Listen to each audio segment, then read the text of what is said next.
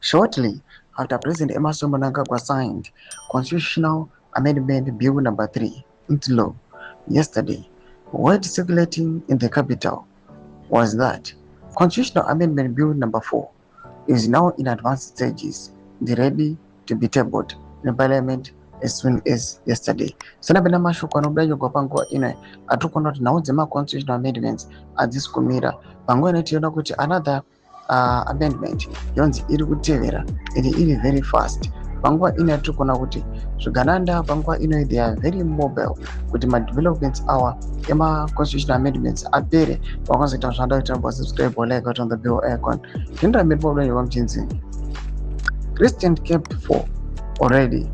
The bill sets its sights on convincing the average Zimbabwean to think that CAB3 was absolutely constitutional and legally above board.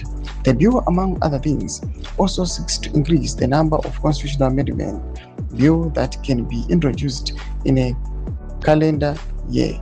Impeccable sources within government also confirmed that Zimbabwe, the Minister of Justice, Parliamentary and Legal Affairs, has begun preliminary work on Constitutional Amendment Bill number Infinity. It is said that Zimbabwe has not slept in several months as he is fervently working through an infinite number of constitutional amendment proposals.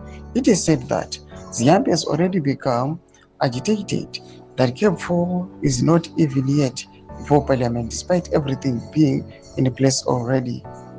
In quotes, the Honorable Minister cannot go for more than 3 days without amending a provision in our beloved Constitution. Of course, detractors will say he is at the forefront of mutilating the Constitution, but I am saying, in all honesty, is the patriotic son of the soil doing the Lord's work, said Ndambavetera, who heads the ICT ministry. Doma developments are Pangwa in a comment section made of email to leave on the page. So subscribe or like, or on the video icon.